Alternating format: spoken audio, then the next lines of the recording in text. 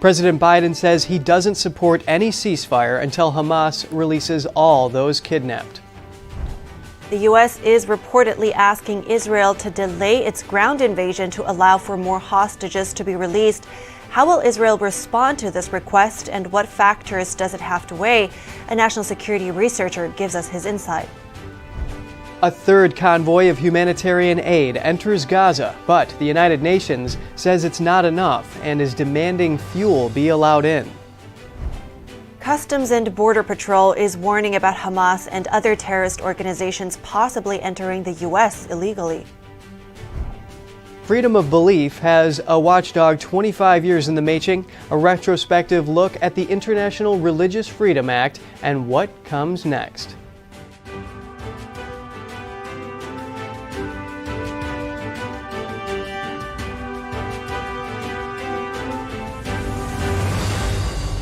Good morning. Welcome to NTD. I'm Kevin Hogan. Good morning from me also. I'm Evelyn Lee. Today is Tuesday, October 24th. Got some breaking news to get to. Just an hour ago, a freed hostage was holding a news conference in Tel Aviv. An elderly Israeli hostage who was just released by Hamas overnight said she was beaten by militants as she was taken into Gaza on October 7th, but was then treated during her 2-week captivity in the Palestinian enclave. The 85-year-old was one of 2 women freed late on Monday, leaving around 220 hostages still in the hands of Hamas. Seated in a wheelchair outside the Tel Aviv hospital, she told the reporters she had been through hell. She says she was taken into a huge network of tunnels underground and that it looks like a spider web. My mom is saying that she was taken on the back of a motorbike, with her body, with her legs on one side and her head on another side, that she was taken through the plowed fields with a man in front on one side and a man behind her, and that while she was being taken, she was hit by sticks by Shabab. Yeah, Shabab people. Until they reached the tunnels. The Hamas terror group released 2 more hostages Monday. This time, they're Israeli citizens. NTD's Daniel Monahan has more on that and the latest news on the U.S. response to Israel's war with Hamas. The hostages were 2 elderly women aged 79 and 85. The Hamas terror group released the pair to the Red Cross at Gaza's border with Egypt. President Biden welcomed their release on Monday in a phone call with Israeli Prime Minister Benjamin Netanyahu. Biden reaffirmed his commitment to the ongoing efforts to secure the release of all remaining hostages, including Americans. The president said Monday that he wouldn't back an Israeli ceasefire with Hamas until all hostages kidnapped by Hamas are released. We should have those hostages released, and then we can talk. NSC spokesperson John Kirby addressed the hostages held in Gaza on Monday. Here's an idea, and it's just an idea I'll throw out there. They could release them all now. Just let them go now, because these people didn't do anything wrong. They're just innocent civilians being caught up in this conflict. Let them go now.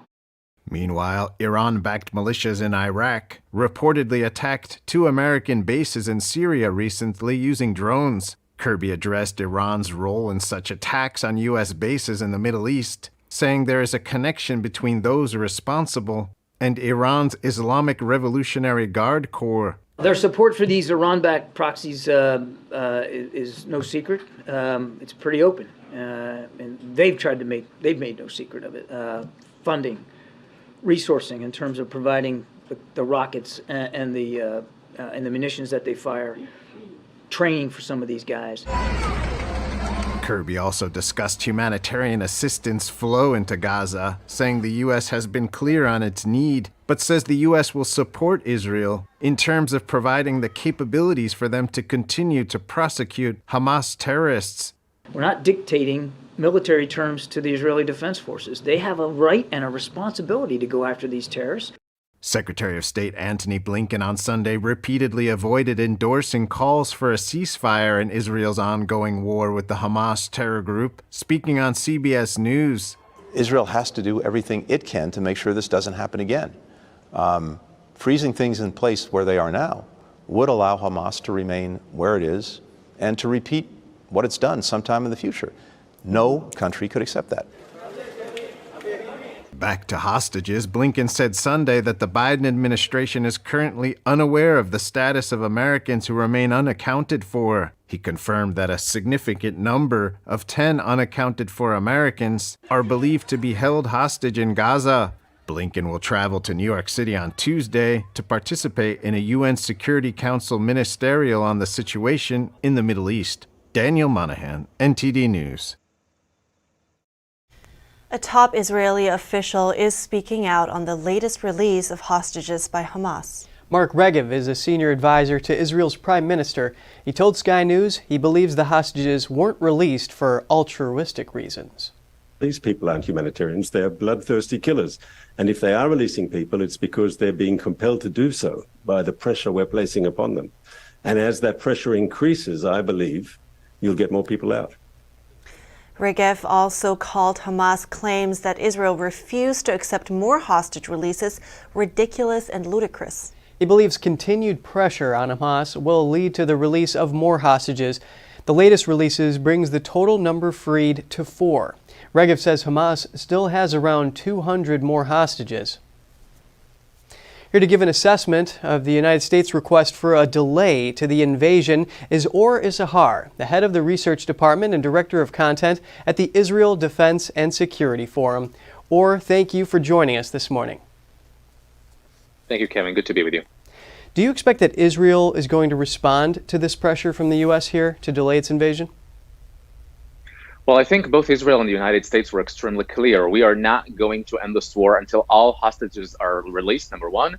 And number two, that Hamas ceases to exist as a relevant organization. I think that we see eye to eye on this. You heard President Biden, you heard John Kirby, spokesperson of the Pentagon, saying there's no daylight between the U.S. and Israel. You heard Secretary Blinken saying exactly the same thing, that Israel not only has the right, but also the obligation to wipe Hamas off the face of the earth. And we saw, really, you can see it on the screen right now, the spine-chilling footage of these elderly women who have done absolutely nothing wrong and kidnapped by Hamas.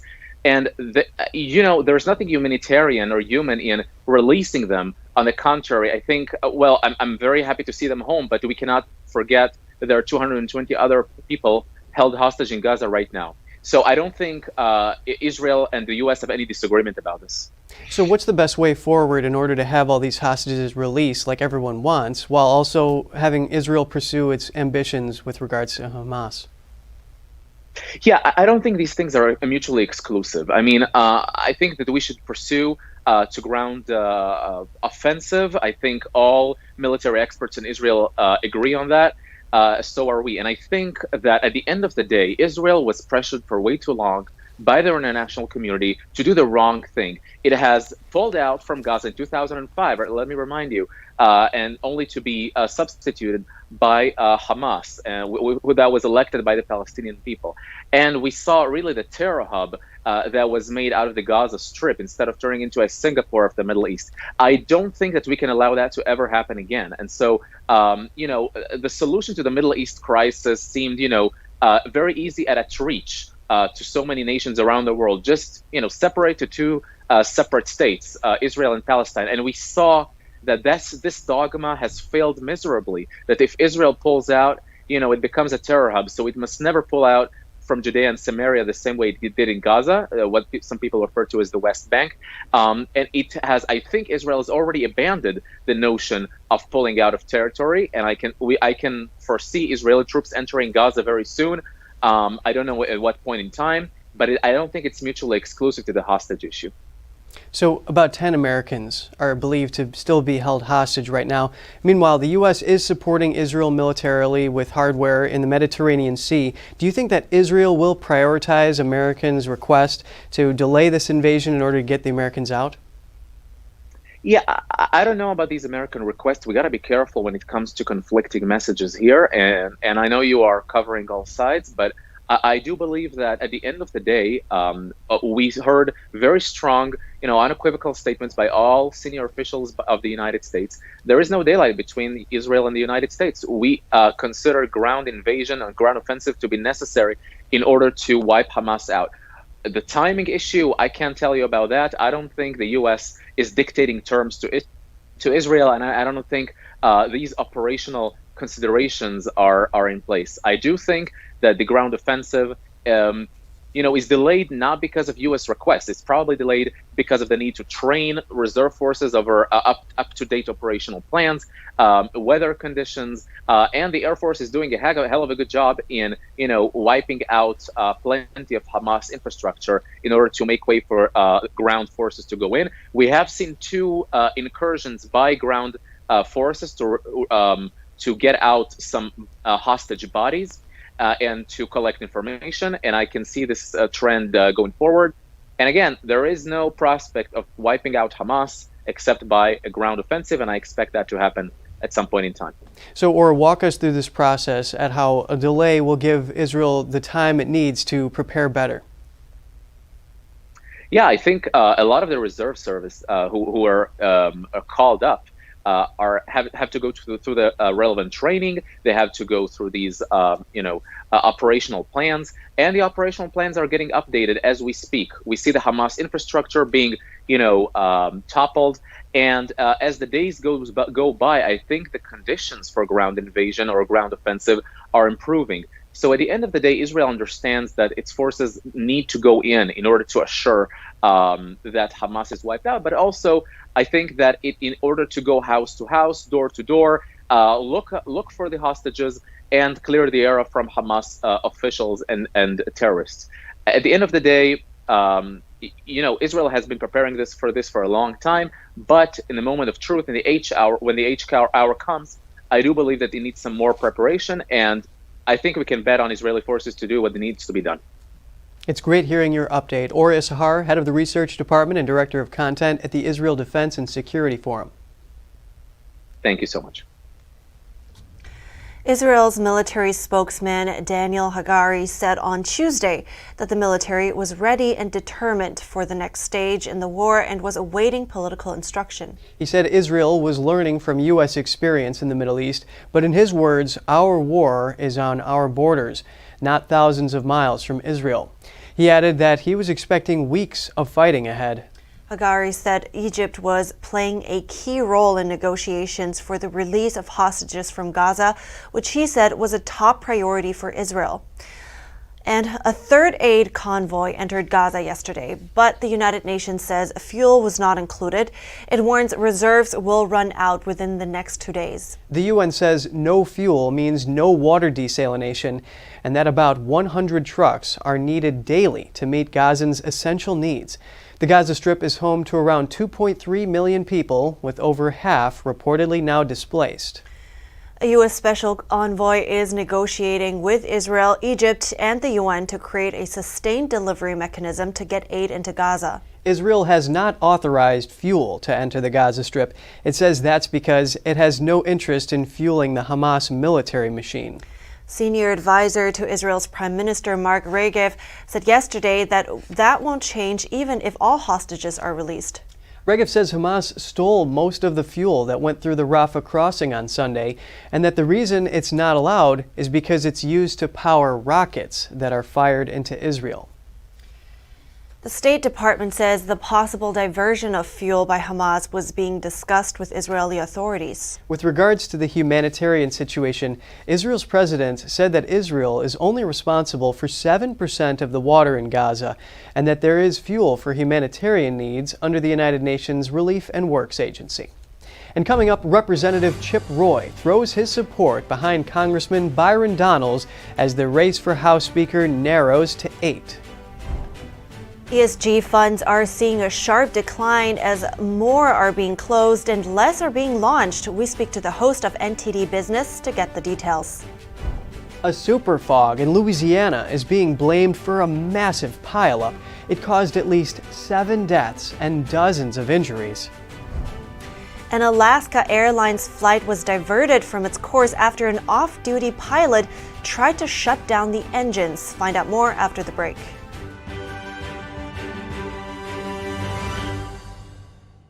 This is my country, Myanmar.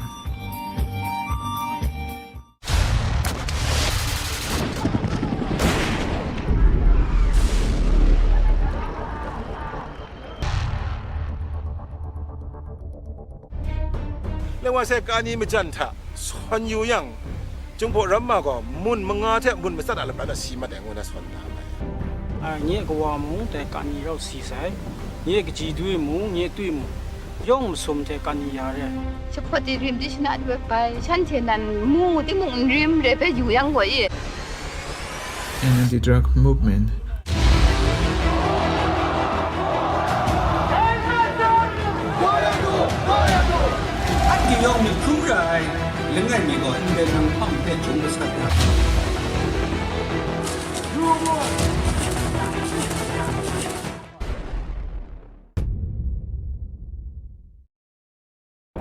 I went to Dr. Benatti and he went ahead and looked at my pictures. He told me, you have pain here, you have pain here. And I was like, yeah, absolutely.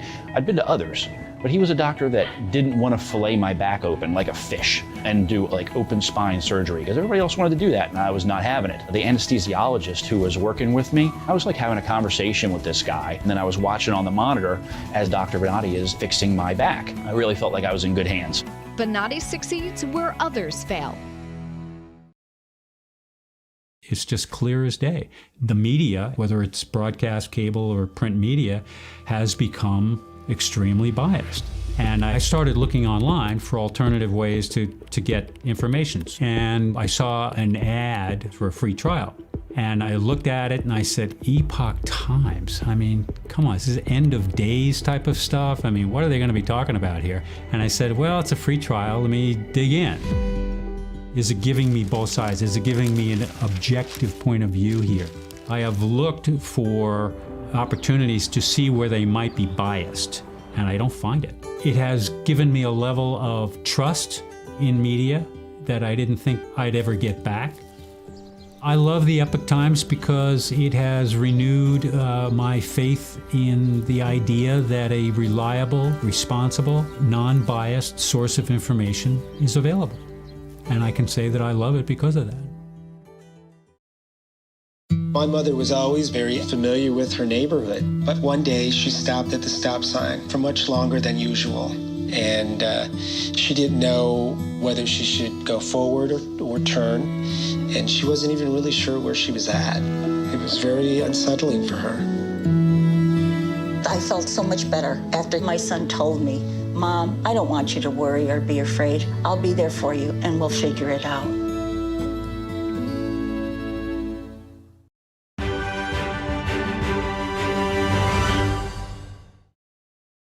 Welcome back. Republicans tried on Monday to find consensus on a new House Speaker. 8 candidates, including Congressman Byron Donalds, made their pitches to fellow Republicans at a 2.5-hour closed-door forum. They also answered questions about how they would handle the job. My pitch is very simple. This is going to be a process where it's member-driven, not speaker-driven. We need to get back to work, secure our border, fund our government responsibly, and hold this administration accountable. Byron's a friend. He's someone that I've worked with closely since he's been in Congress. Obviously, I nominated him on the floor of the House in January. We've talked at length about what he would like to try to do to move the conference forward, and so threw my support behind Byron. I asked which of the candidates would support the prompt full release of the January 6 tapes to the public, and every single one of the candidates said they would do that. I didn't get in this to come in second or to lose, but I think I bring a different kind of background. Spending 25 years bringing organizations together. Republicans are due to meet again this morning to begin choosing their nominee behind closed doors. They will use a series of secret ballots. It is not clear whether any Republican can get the votes needed to claim the speakership. Congressman Dan Muser has withdrawn from the race. The congressman says each one of the candidates could be speaker. 6 of the 8 new candidates for speaker voted to overturn Trump's 2020 loss to Biden.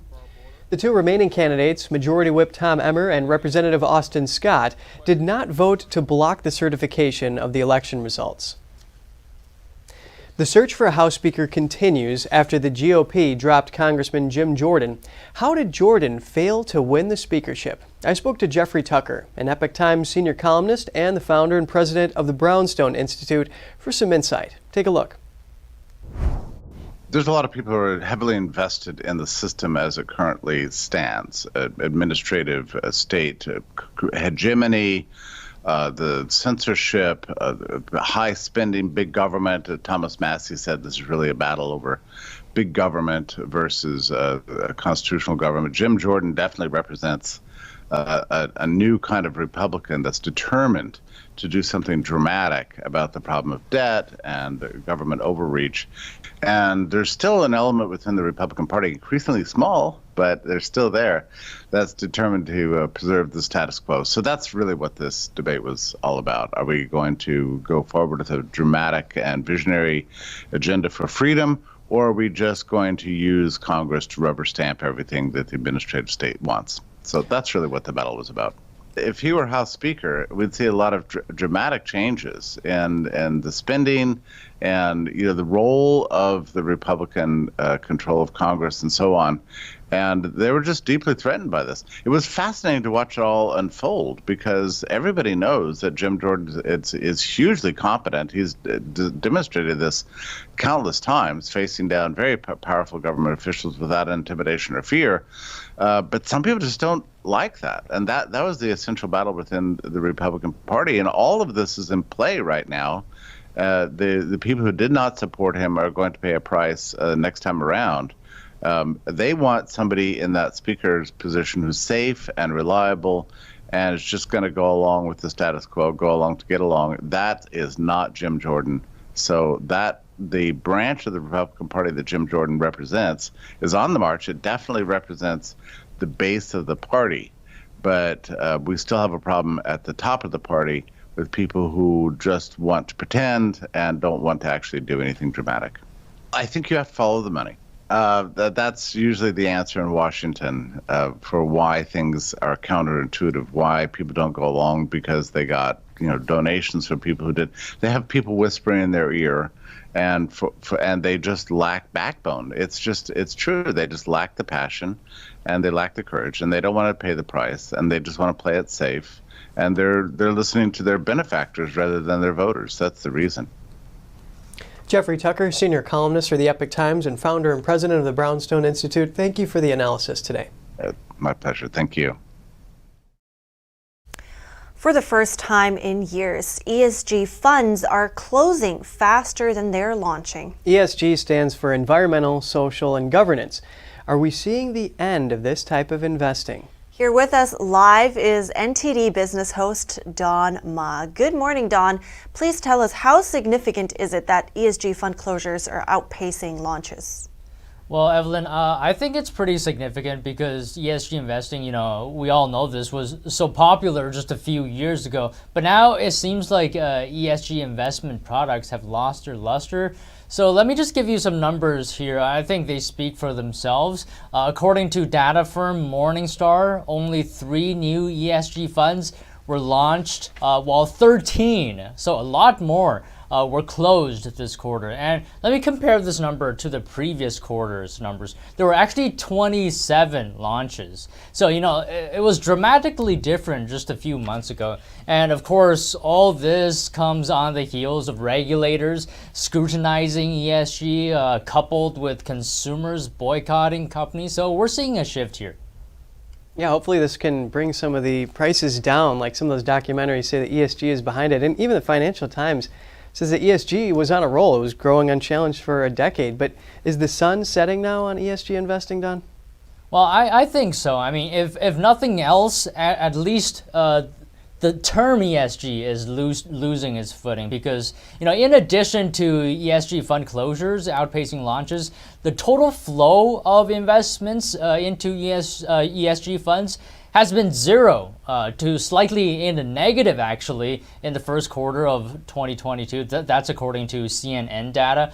In the U.S., assets under management in ESG funds declined $24 billion from the second quarter to the end of September. So, Kevin, when something is flawed, it's only a matter of time before people start to realize it and it just falls apart. And one of the biggest problems with ESG, first of all, its scoring system doesn't really work. ESG scores for companies don't actually tell you anything meaningful about the overall company. It's pretty vague. And ESG funds perform poorly as well financially. So, some would say it was only a matter of time before ESG fades away. Well, it seems like the flaws kind of sorted itself out there. What else do you have for us today, Don? Yeah, so in other news, U.S. car loan defaults have hit an all-time high. Cox Automotive estimates there will be about 1.5 million vehicles repossessed this year because continued interest rate hikes have made car loans more expensive. Some experts consider the record high car loan defaults a troubling sign for the economy's future. And household debt is at a record high as well. The Federal Reserve may raise interest rates again, causing borrowers even more economic worries. But staying with car-related news, the United Auto Workers have shut down a Stellantis assembly plant near Detroit. Almost 7,000 workers have taken to the picket line. UAW President Shawn Fain said Stellantis will have to improve their contract offer. But Stellantis said it was outraged because they actually made an improved offer last week, but the UAW didn't respond. Now over 40,000 workers are on strike against the big three automakers. The UAW has been on strike since September 15th, last month, so it's been a while. But other than those two pieces of news, that's all from me this morning. Yeah, not very good outlook for the economy that you gave us there. But thank you so much, Don Ma, host of NTD Business. Yeah, thank you. A superfog in Louisiana is being blamed for a massive pileup that caused the deaths of at least 7 and injured dozens more. The superfog was caused by fog mixing with smoke from nearby fires. There was a pileup of over 150 cars caught in the crash. Some caught fire. A tanker truck was also involved. Visibility was near zero when the fog was at its worst yesterday. Authorities have asked the public to reach out if they know someone missing on the I-55 area of St. John the Baptist Parish yesterday. An Alaska Airlines flight bound for San Francisco was diverted to Oregon after an incident with an off-duty pilot. Authorities say the off-duty pilot attempted to disable the engines mid-air. He is now charged with 83 counts of attempted murder and endangering an airplane. Here's the story. 44-year-old Joseph David Emerson was sitting in a jump seat in the cockpit of a plane bound for San Francisco Sunday when it was diverted to Portland, Oregon after he tried to shut the engines down. The Federal Aviation Administration told airlines in a notice seen by Reuters the man tried unsuccessfully to disable the engines by deploying the fire suppression system. It added that the crew was able to subdue him and remove him from the flight deck. Once the plane landed in Portland, the suspect was taken into custody without incident. An FAA pilot database shows Emerson is listed as a certified pilot who received a medical clearance last month. The FAA told airlines in a separate notice on Monday the incident, quote, is not connected in any way, shape, or form to current world events, but said it is, quote, always good practice to maintain vigilance. Stay with us. A Hamas leader's son is speaking out. He says Palestinians and Gaza should be freed from Hamas ruling after experiencing their brutality firsthand. Israel screens unseen footage of the October 7th terrorist attacks for journalists in Tel Aviv. The horrors will not be made public unless families permit it. The CBP is warning about Hamas and other terrorist organizations possibly entering the U.S. illegally. Hear what the warning said when we come back.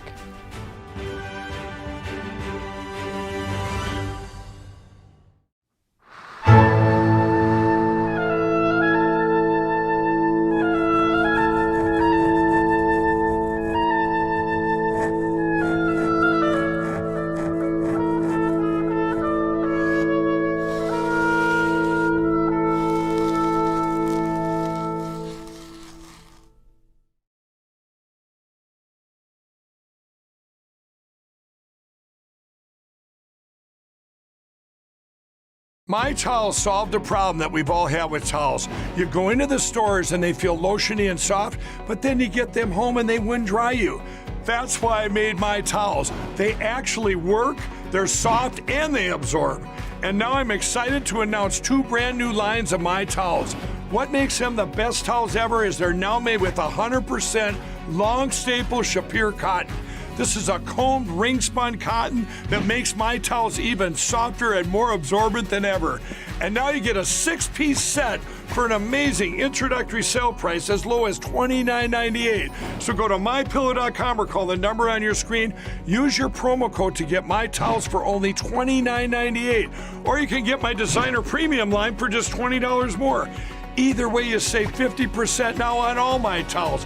They actually work. What a concept.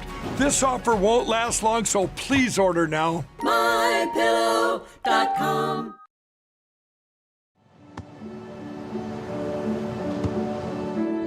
I don't remember how it started. Go to that.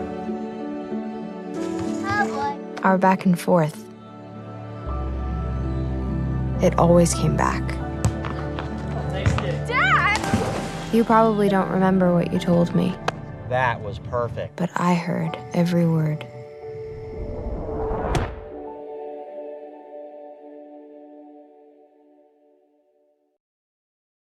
I'm Richard Karn, and I love my hose. It ain't those old hoses. This is my hose. The new Pocket Hose Copper Bullet, now infused with real copper, so your water is always clean and lead-free. Just turn on the water and watch your hose grow and grow. And when you turn off the water, away it goes. Our new inner tube uses 3 layers of high-strength latex on the inside. Then it's wrapped in a new polymer filament jacket, 3 times stronger than the other hoses. And I love the oversized, easy-to-grip fittings. Get the super light 25-foot Pocket Hose Copper Bullet today for only $29.99. But wait, call now and get our Turbo Shot adjustable nozzle, absolutely free. This is an exclusive advanced release of our 2024 edition Pocket Hose. Order now. Call 1-800-617-2364 or visit copperbullethose.com. So call 1-800-617-2364 now.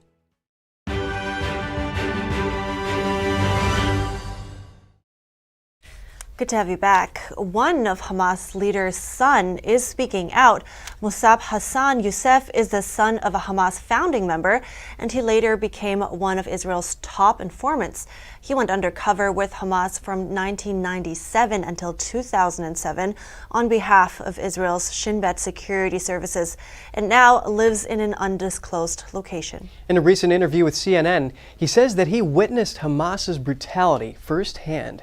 He says they tortured so many Palestinian people for suspicion of collaborating with Israel, and that's when he started questioning the Hamas movement. He says Hamas is the enemy of not just Israel, but the Palestinian people. He expresses his support for Israel to eliminate the terrorist group. Here's a portion of the interview. It's a wartime, unfortunately, and this war, Israel did not start. Hamas started this war.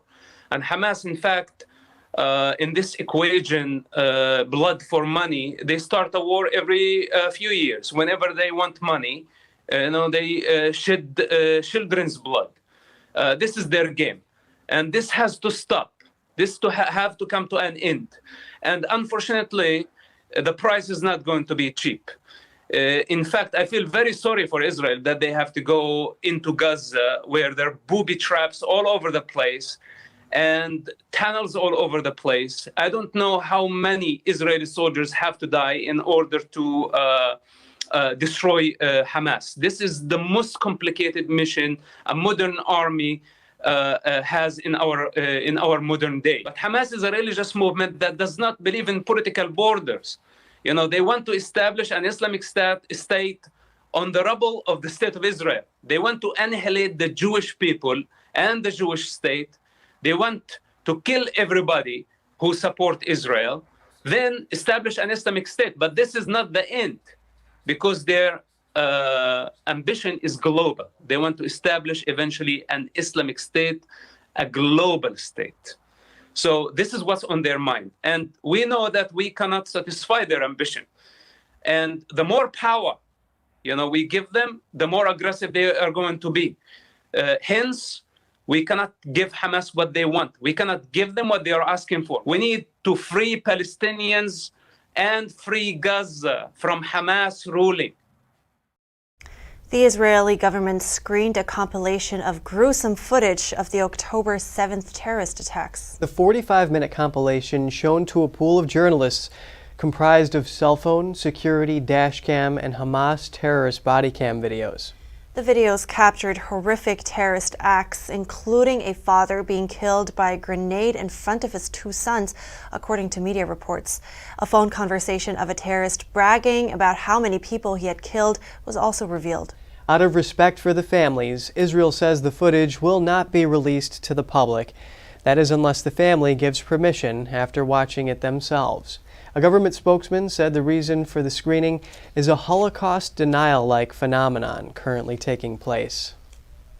The San Diego office of the Customs and Border Patrol issued a warning saying Hamas terrorists may try to enter the U.S. It says individuals inspired by the current Israel-Hamas conflict might attempt to travel to or from the Middle East across the southwest border. The unclassified document included information on terrorist group symbols law enforcement can look for. It also advises officials to look carefully into a person's associations with military or security groups. The document suggests asking about any familial ties to terror groups. The concerns come as Israel-Hamas tensions grow. There have been an estimated 6 million illegal entries across the southern border since 2021. The House Oversight Committee is demanding answers from Defense Secretary Lloyd Austin. Republicans on the panel say they've seen reports of Russia and Hamas using American weapons. Chairman James Comer said there are reports of weapons being redistributed and resold to terrorist groups. There is speculation the weapons may come from those left after the U.S. withdrawal in Afghanistan. Another possibility being floated is that the weapons came from arms sent to Ukraine, but were stolen and diverted to the Middle East by gun smuggling groups. Comer says he expects the Defense Department would be able to answer all his questions. Still to come, disagreement between China and the Philippines after 2 of their ships collide in the South China Sea. We speak to an expert about the incident's significance. The International Religious Freedom Act turns 25. Hear what lawmakers and commissioners say about its relevance today.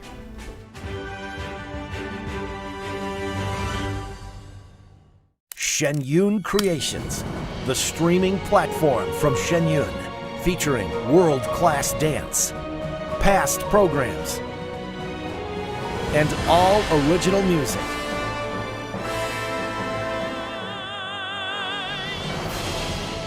Masterclasses, behind the scenes, comedy, and more. Explore shenyuncreations.com. Anyone who's ever sold a home can tell you it is really hard. That's why who you work with matters. Together with HomeLight, we've helped thousands of people sell faster and for the best price. Life doesn't always give you time to change the outcome. Prediabetes does. With early diagnosis, prediabetes can be reversed. Take the 1-minute prediabetes risk test today. Go to doihaveprediabetes.org.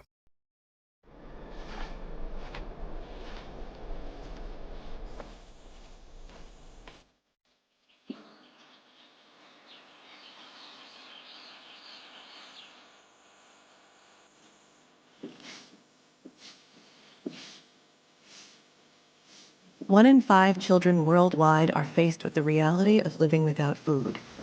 No family dinners, no special treats, no full bellies. All around the world, parents are struggling to feed their children. Toddlers are suffering from acute malnutrition, which stunts their growth. Kids are forced to drop out of school so they can help support their families.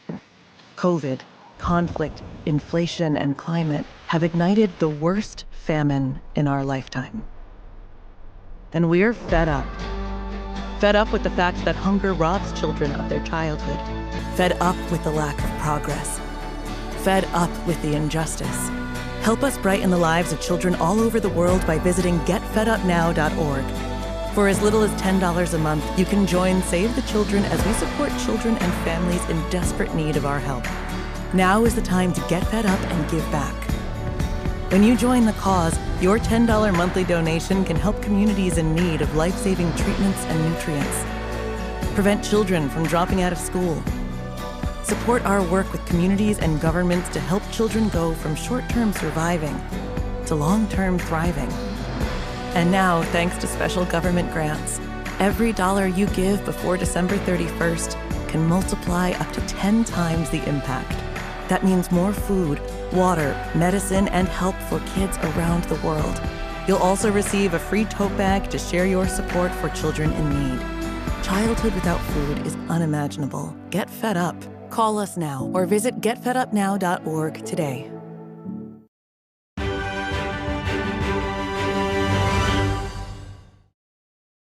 Good to have you back. The Philippines has summoned China's ambassador over a boat collision in its waters. A Philippine boat was en route to deliver supplies to troops on Sunday when a Chinese Coast Guard ship blocked its path, causing a collision. In the same incident, a Chinese militia vessel also bumped into a Philippine Coast Guard ship that was escorting the chartered boat. The Philippines condemned the maneuvers as provocative, irresponsible, and illegal. It emphasized its rights to conduct activities in its waters. China's Coast Guard blamed the Philippine vessels for disregarding radio warnings and causing the collisions. The State Department said the U.S. stands with the Philippines. It called Beijing's actions in the South China Sea dangerous and unlawful. And to dig deeper into those recent events and the tensions in the South China Sea, we're bringing in retired Colonel Grant Newsham. He's also a senior fellow at the Center for Security Policy. It's so good to have you, as always, Grant. Now, first, how significant were the recent collisions between the Chinese and Philippine ships there in context of the existing tensions? Well, it's a tightening up of things by the Chinese. They're showing they're willing to use more and more force. And eventually they have the capacity easily to overwhelm the Filipinos so they can't get to Second Thomas Shoal for the resupply. Effectively, this is calling America's bluff. And without American help, the Filipinos are in a lot of trouble. The Filipinos are expecting America to help. America says it will. But the Chinese, as I said, are gradually ratcheting it up. And this is really the last step, or another step in the Chinese takeover of the South China Sea. It started about 2012. And they have gradually gotten de facto control of these waters, which are about 1.5 times the size of the Mediterranean. And so let's talk, I want to touch on the America's bluff a little bit later, but first, zooming out for some context, what is the strategic significance of the South China Sea to the China and the U.S.? Well, there's a huge amount of commercial transport that flows through the South China Sea. Much of Japan's oil and food comes through there. South Korea, the same thing. A lot of global trade goes through there. I say it's a huge amount. So from an economic standpoint, this is a super highway and then some. But from a military perspective, as China comes to dominate the South China Sea, potentially control all of it, that they can then operate more freely militarily. It gives them a good platform for operating against Japan, Australia, and farther east into the Pacific Ocean.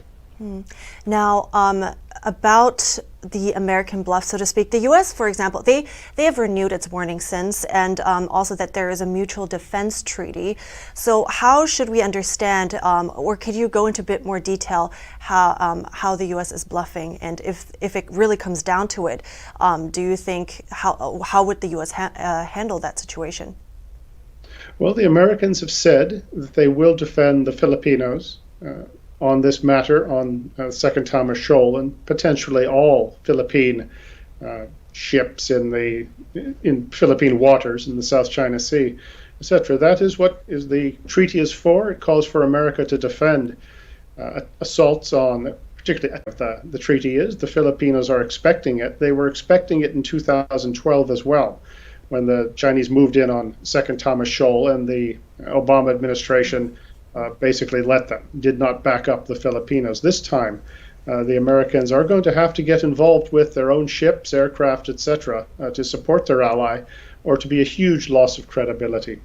And then, well, I guess this would come on top of that many are now saying that the war in Israel and Ukraine might embolden China. What have you been seeing on that end? I think China likes what it sees. America's getting increasingly drawn in to this fight in Israel, Gaza, against Hamas. And if it involves Iran, then America's going to be even more distracted. It requires a lot of hardware, people, attention, and political effort to go into the Middle East, what you've on top of already operations in Ukraine. So everything you do in the Middle East and Europe is something that it's harder to do in the Asia Pacific. So as China throws its weight around, America has less resources to direct to the Western Pacific, to defense of Taiwan and its other allies out there, including the Philippines. America can do it, but it just doesn't have as much to do it with. America is increasingly overstretched. China knows this, and it also sees really the chaos in the U.S. political system. Our financial house isn't in very good order either. So China, I think, may like what it sees, and there may be voices in Beijing saying, if not now, when? So this is a very serious time we're in. Well, thank you so much, Grant Newsham. I really appreciate your insight and analysis, as always. Pleasure to be here. Thank you. And religious freedom is a topic getting a lot of attention in light of recent events. The universal right to freedom of thought, conscience, and religion or belief was the basis for the International Religious Freedom Act of 1998. The law is as relevant today as it was then. Commissioners and lawmakers met yesterday to mark the 25th anniversary of the bill's passage and suggest the next steps moving forward. NTD's Jeremy Sandberg has more on the commemoration. It's been 25 years since the U.S. passed the International Religious Freedom Act into law. It put an ambassador at large for international religious freedom in place and established a bipartisan commission called USCIRF to monitor the worst violations and report annually on the consequences. We were among the first to call for recognizing China's horrific persecution of Uyghurs as a genocide. We continue to call out Russia for its anti-Semitic rhetoric and Holocaust distortion in an effort to justify Russia's unprovoked invasion of Ukraine. And last week, we condemned the brutal terrorist onslaught by Hamas, whose anti-Semitic charter justifies violence and worse against innocent Israelis. And we iterated that invoking any religion to justify taking innocent lives has no place in any society. The 1998 law made religious freedom or belief a higher priority when it comes to U.S. foreign policy, gave influence over the U.S.'s refugee and asylum policies, and strengthened advocacy for those being persecuted for their beliefs. USCIRF Vice Chair Frederick Davey says he and his fellow commissioners are interested in organizing and participating in a national prayer service in response to the crisis in the Middle East.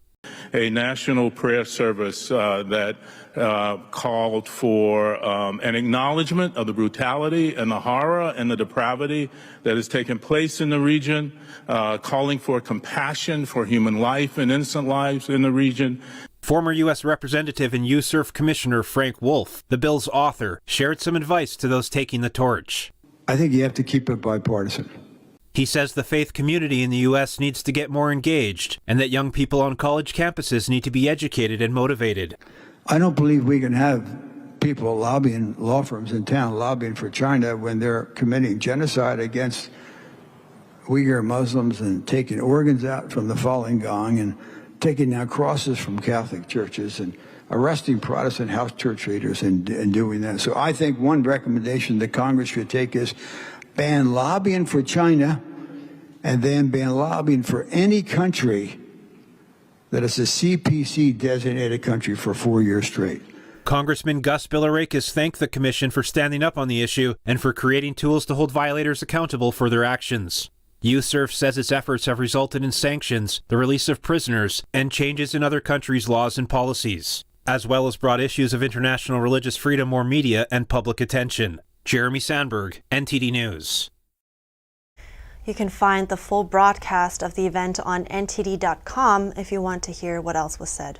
Yes, it's very interesting how they mentioned the Falun Gong in China, a spiritual group, and it's so important to have religious freedom and for us Americans to be aware of what's happening around the world.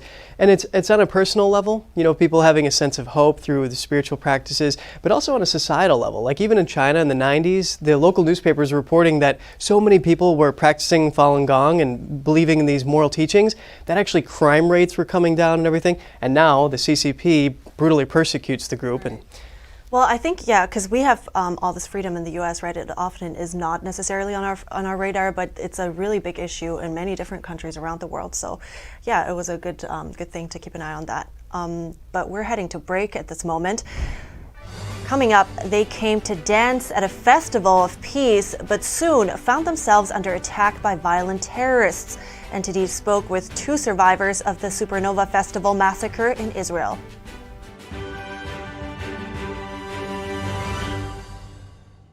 Freedom is not free, and neither is the truth.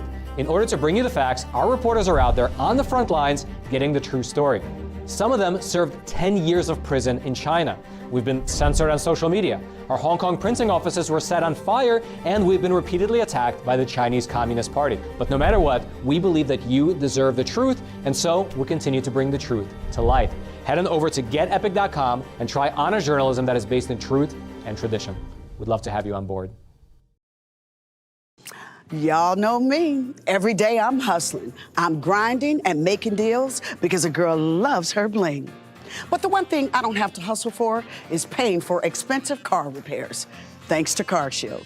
Plans through CarShield can protect up to 6,000 parts and systems in your car, including the engine, transmission, air conditioner, entertainment system, and more. That's right. CarShield administrators get cover repairs paid on the most expensive parts of your car, all for one low monthly rate that never goes up, for as long as you cover your car. That's their price lock guarantee. I want to keep my car on the road as long as possible, and CarShield Administrators helps me do that. I trust CarShield Administrators because they paid my claim. Being an essential worker and a mom of 3, finances can be very tight at times. If it wasn't for CarShield, I wouldn't have my car.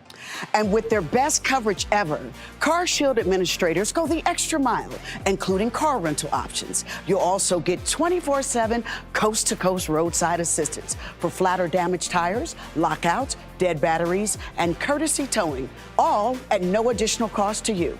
That's right. You don't need to do any hustling for these extras. They're all included. The cars will break down, there's no doubt about it. That's just the way it is. I got stuck with high repair bills before. That's why I called CarShield. Nobody likes expensive car repair bills. That's why you have to call CarShield before you break down. Darlings, if you want to be smart and get those car repairs paid, then call CarShield now. Leave the hustling to the professionals. Pick up that phone right now before your car breaks down. Protect yourself from the unprecedented rise in costs for parts and repairs. Call now to save money with your price lock guarantee. Call 800-418-7697. 800-418-7697. 800-418-7697. Anyone who's ever sold a home will tell you it's really hard. And it's one of the biggest financial decisions you'll ever make. That's why who you work with matters. Together with HomeLight, we take care of every detail. It's all good, baby. Is it really all good? If you love me enough to routinely test your handyman skills, not to mention the strength of your marriage, then of course you'll visit nhtsa.gov/therightseat to make sure I'm in the right car seat.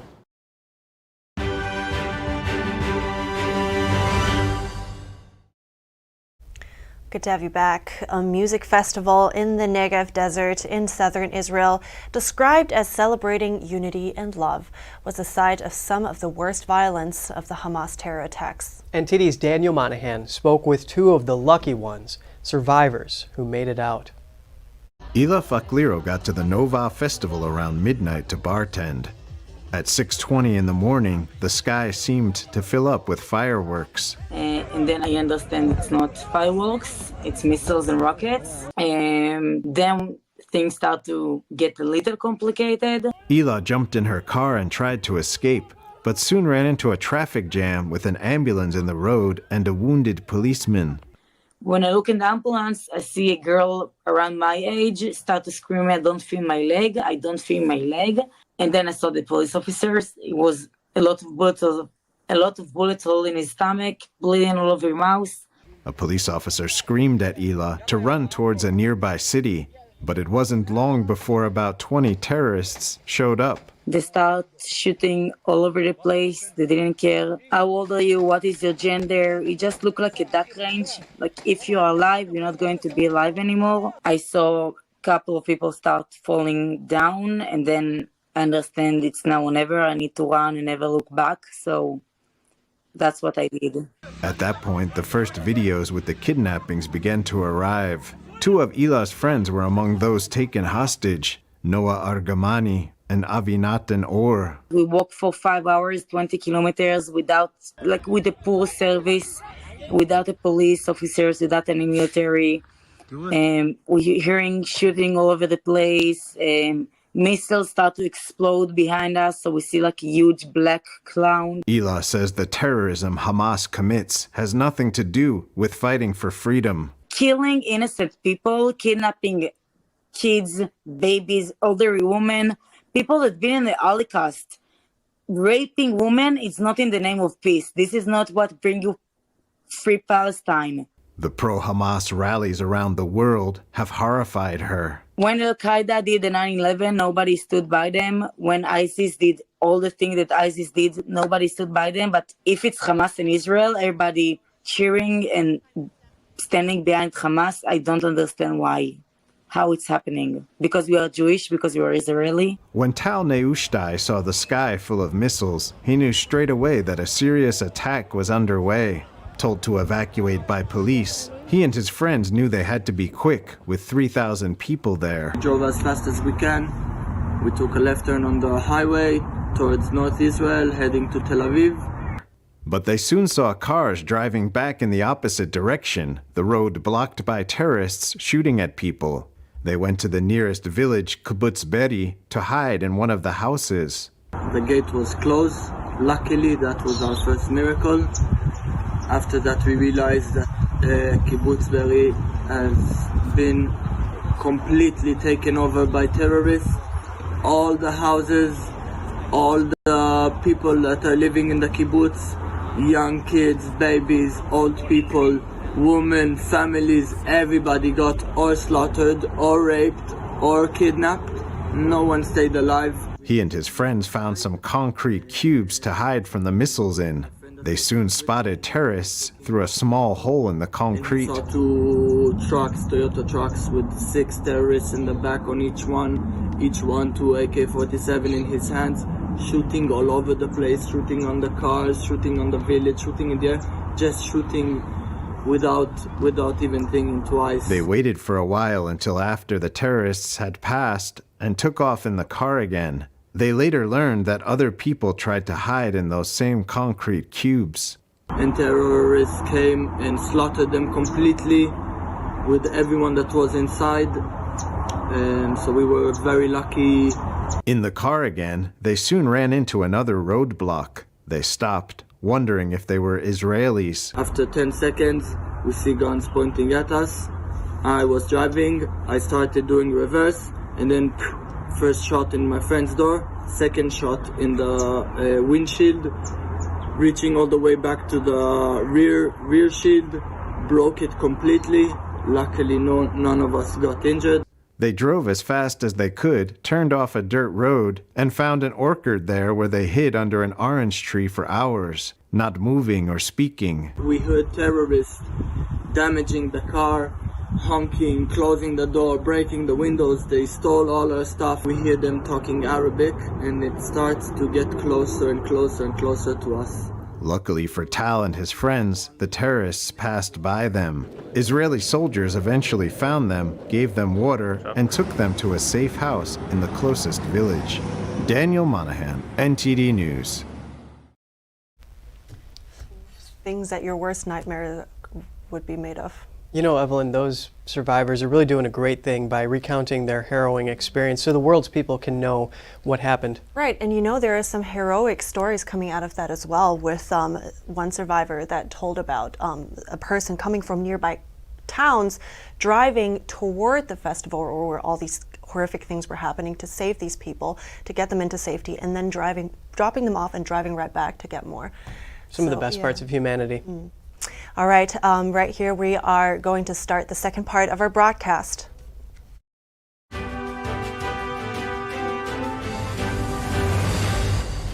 Iran-backed militias reportedly attacked 2 American bases in Syria.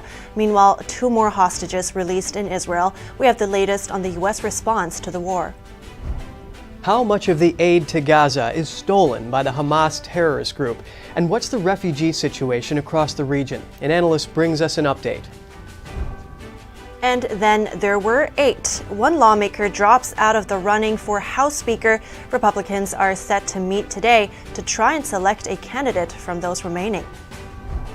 Sports betting is taking its toll on society as many become addicted. Meanwhile, states are raking in hundreds of millions taxing it. Are they doing enough to help those that seek it? A reporter brings us an update. Art-loving New Yorkers gathered at Lincoln Center to witness Shen Yun Symphony Orchestra's first show of the year. Hear what the audience members had to say.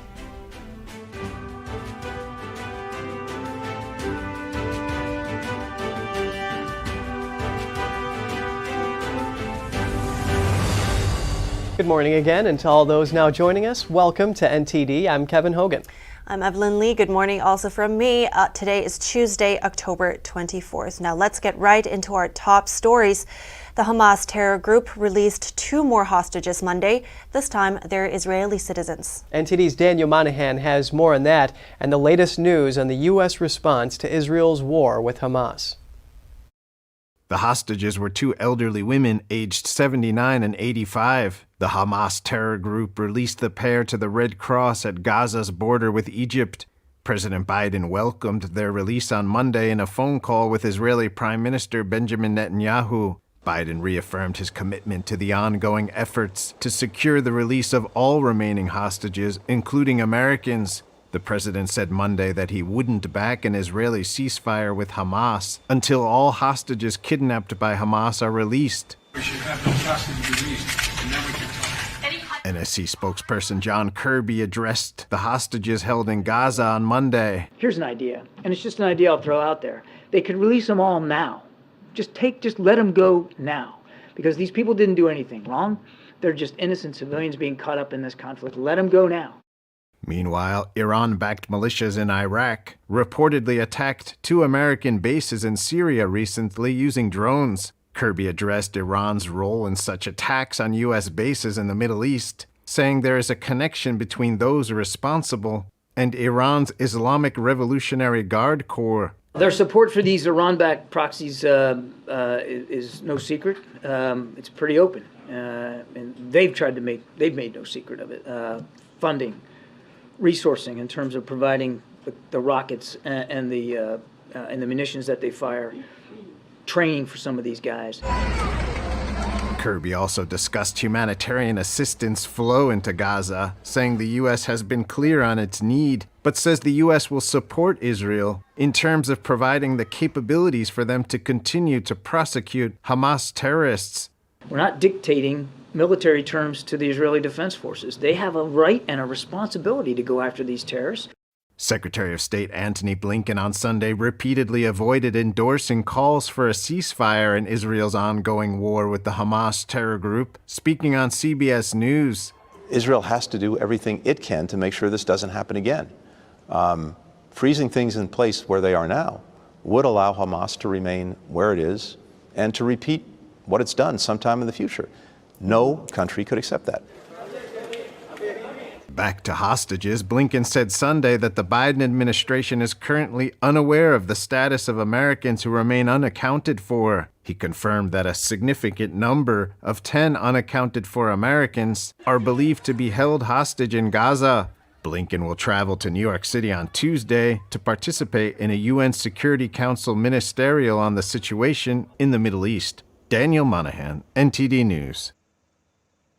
A third aid convoy entered Gaza yesterday, but the United Nations says fuel was not included.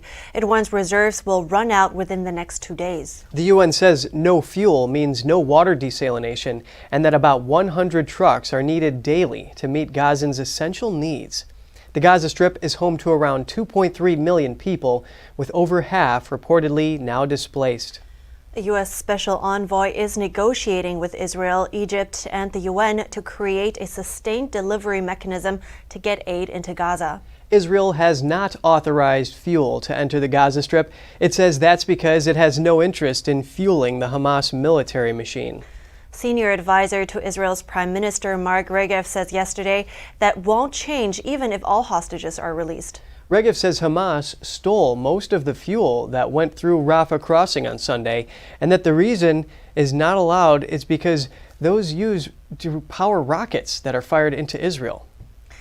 The State Department says the possible diversion of fuel by Hamas was being discussed with Israeli authorities. With regards to the humanitarian situation, Israel's president said that Israel is only responsible for 7% of the water in Gaza, and that there is fuel for humanitarian needs under the United Nations Relief and Works Agency.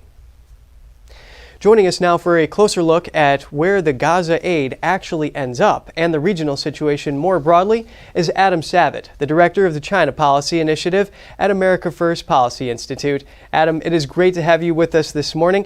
How much of the aid sent to Gaza actually reaches civilians, and how much is stolen by Hamas? You know, we can't even use the word stolen by Hamas. They simply control everything that comes in and out and the way it's distributed. In a sense, it's all going to be stolen by Hamas. They're going to be able to allocate it to their needs. And unfortunately, in the past, this has been the problem with getting anything to the average Palestinian person. For example, tons and tons of concrete in the past years have been sent to Gaza Strip. And unfortunately, instead of building businesses and homes and productive things, they use that concrete to build miles and miles of underground tunnels. They use those tunnels to ferry rockets and fighters. They call it the Gaza Metro. That's how extensive it is. Another example is that the international community, the US, the EU, the UN, has sent piping and other means to build, for Gaza to build its own water system. And Hamas appropriated that piping. They were very proud of it. They made a video of it. They appropriated it to build missile tubes. So this is an example of how these supplies are appropriated. It's nearly impossible to get it to the average citizen on the ground. Adam, all of it. That is just a striking revelation here.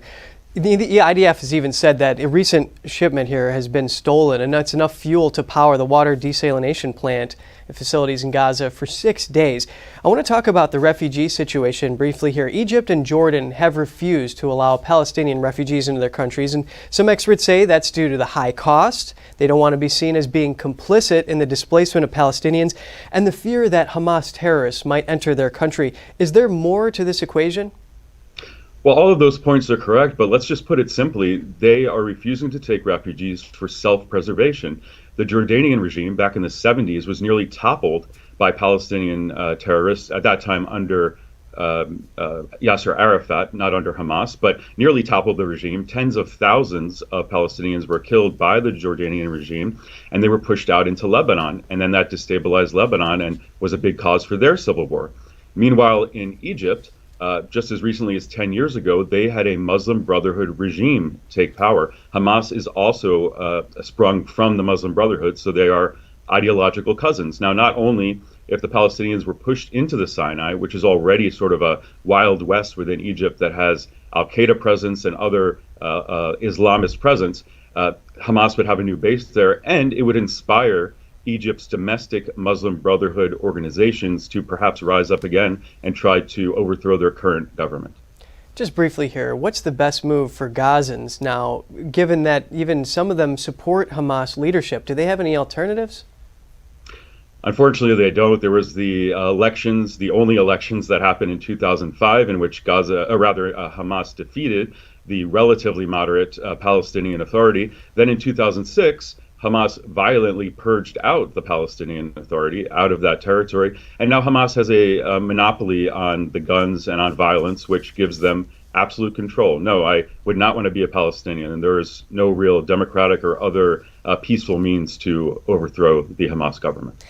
Turning to the West Bank here, do you anticipate that this conflict is going to widen? We've already seen Israeli airstrikes on terror targets near a mosque there, and causing Palestinians to have to move towards Jordan there, putting pressure on them to accept them? Well, all of these situations are bad, but let's say the West Bank is a little bit better because Israel has maintained some security presence there. Now, the Palestinians there in cities, towns, and other enclaves actually control their day-to-day governance, but Israel has a presence, for example, on the Jordan Valley and other strategic points. And because of that, in the West Bank, they haven't been able to import missiles and other weapons from Iran and other regional actors, and so Israel has more of a handle on that situation. Therefore, I don't think it's going to break into total war in the way it is in Gaza, and I don't think there will be the same kind of refugee crisis. And again, Jordan has absolutely no interest for its own self-preservation to let any refugees in on that border. Well, it is great hearing your update. Adam Savitt, Director of the China Policy Initiative at America First Policy Institute, thank you. Thanks a lot. And keep in mind, Evelyn, that 70% of Palestinians are already refugees themselves. So they're wary about going into another country, having no roots there. Right. Well, that was definitely some insightful content that he was able to provide. And also just, the sobering reality of having a terrorist group ruling over these people. Yeah, and he was mentioning that they don't really even have a choice. Exactly. So, stay with us here. It's been 3 weeks since former House Speaker McCarthy was ousted, but GOP members are still struggling to choose a replacement. They meet today to try and choose a candidate from the 8 still remaining. And there's 3 things that are up: addictions to sports betting, advertising for it, and tax revenue on it. A reporter tells us who the ads are targeting and what states are doing to combat addiction. Art-loving New Yorkers gathered at Lincoln Center to witness Shen Yun Symphony Orchestra's first show of the year. We asked audience members for their impressions. Check it out when we come back.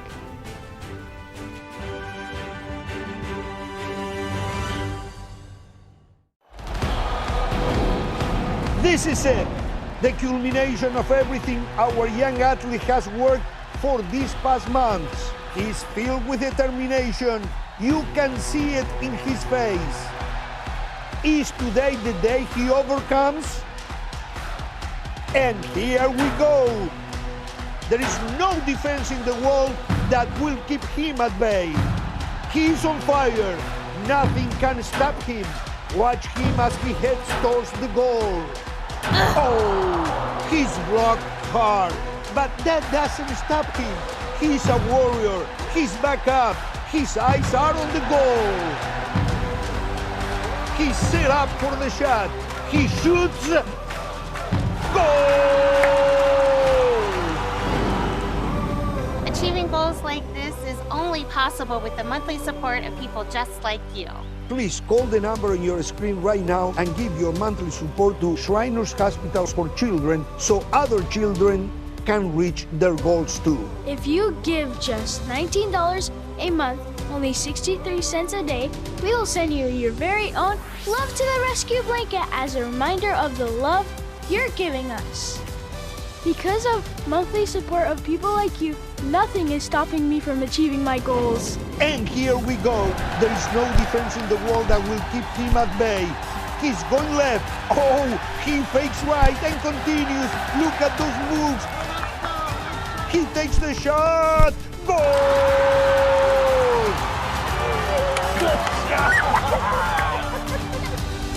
Please call or go online now. If operators are busy, call again or go to loveshriners.org to give right away. Your monthly gift helps kids achieve their goals. Goal! I went to Dr. Benatti and he went ahead and looked at my pictures. He told me, you have pain here, you have pain here. And I was like, yeah, absolutely. I'd been to others, but he was a doctor that didn't want to fillet my back open like a fish and do like open spine surgery because everybody else wanted to do that and I was not having it. The anesthesiologist who was working with me, I was like having a conversation with this guy and then I was watching on the monitor as Dr. Benatti is fixing my back. I really felt like I was in good hands. visit askpanati.com. Meet the scan, a simple procedure whose mission is to detect lung cancer early.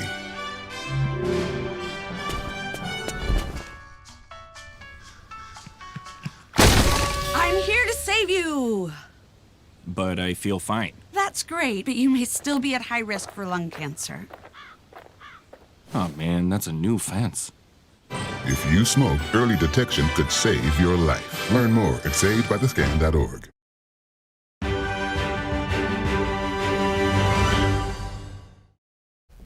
Good to have you back. Michael Cohen is expected to be face-to-face today with his former boss, former President Donald Trump. Trump's former lawyer is set to testify as part of the New York Attorney General's civil fraud case against Trump. Multiple sources say this will be the first time the two have spoken in 5 years. Cohen went to jail for tax crimes and lying to Congress. He also previously testified before Congress about a hush money scheme involving women claiming to have had affairs with Trump.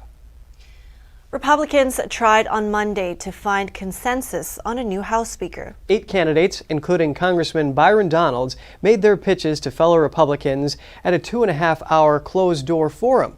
They also answered questions about how they would handle the job. My pitch is very simple. This is going to be a process where it's member-driven, not speaker-driven.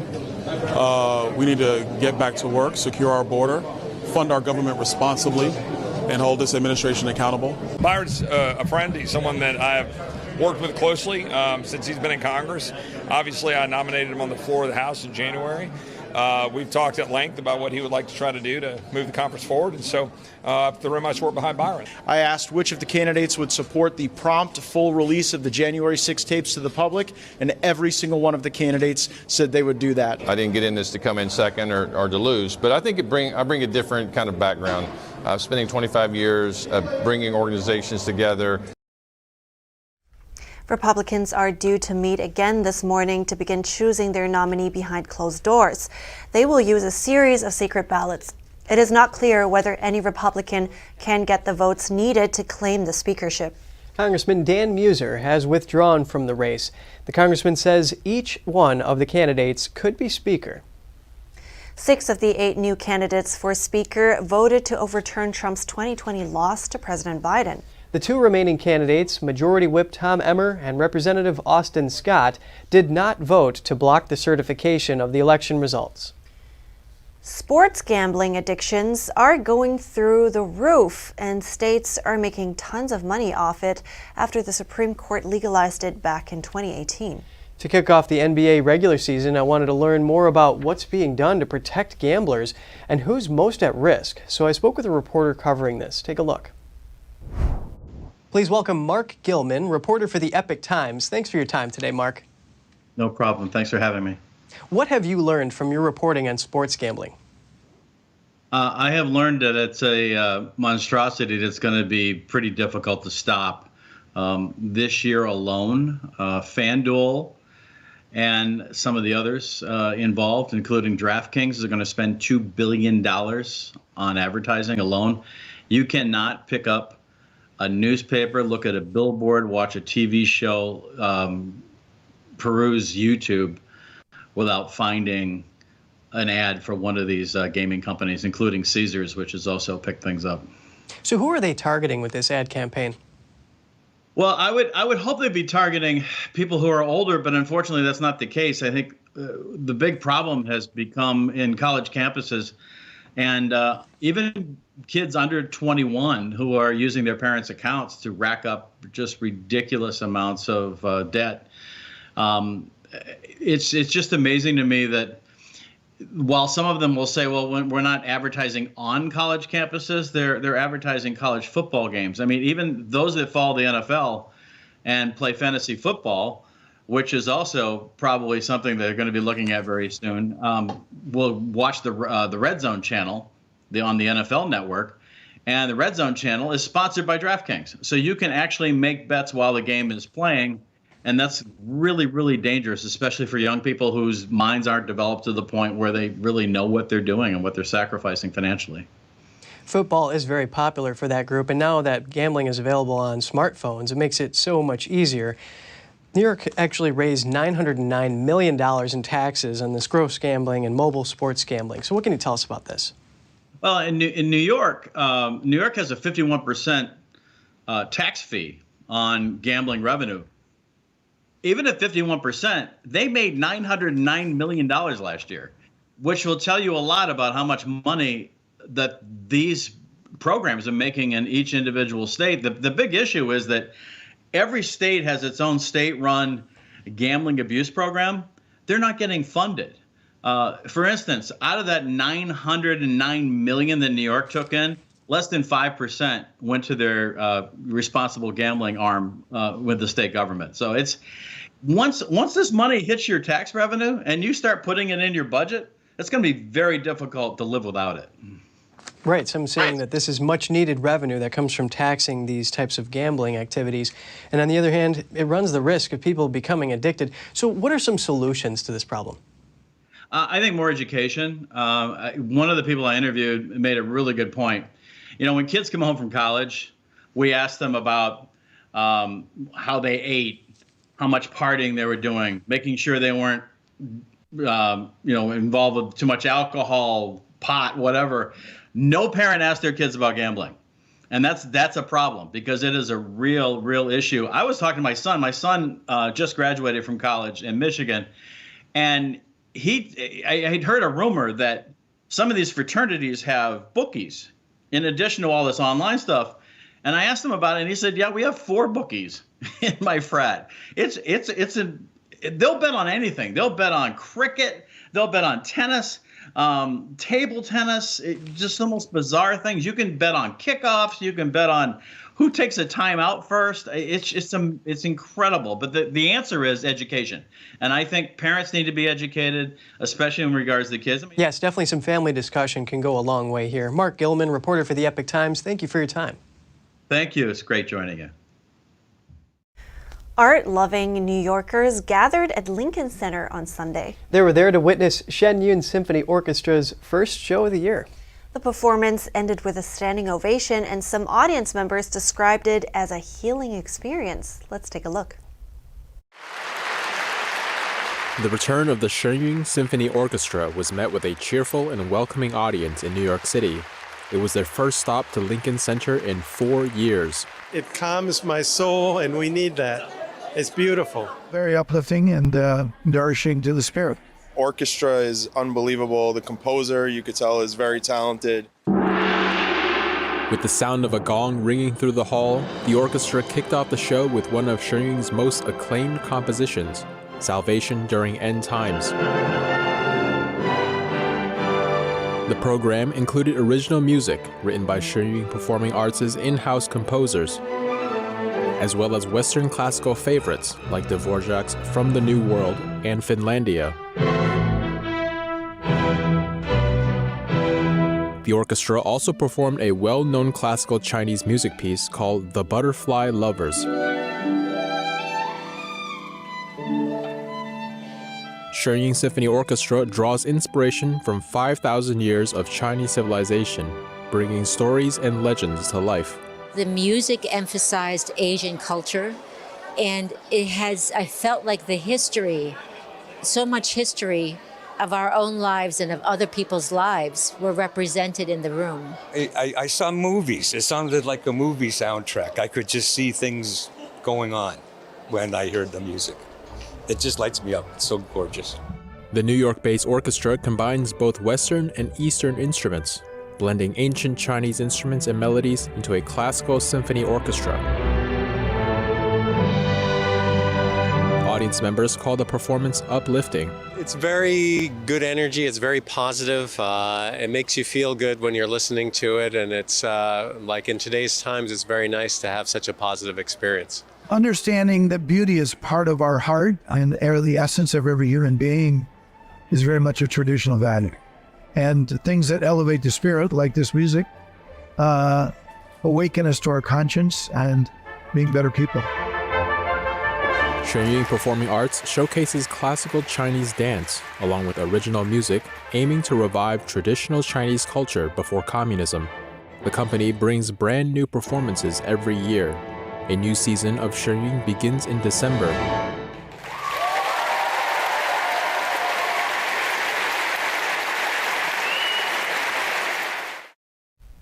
Sounded like quite the experience, huh? Yes, I just love listening to it. You know, I actually got the 2016 Shen Yun Symphony Orchestra playlist on my phone, and there's one song I really recommend you check out. It's the Mystical Udambara.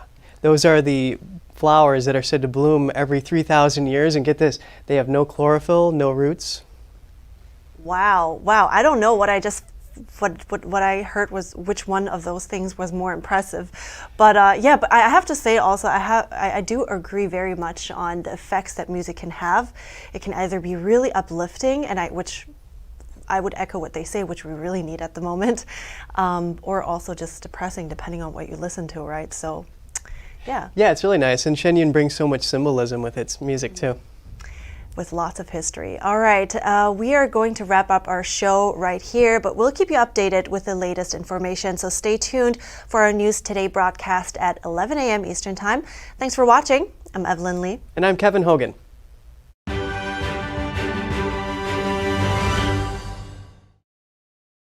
Thanks for watching us on YouTube. Did you know YouTube only keeps selective videos on its platform? So if you want to make sure you get the full picture, just subscribe to our newsletter. Go to newsletter.ntd.com and sign up. It's free.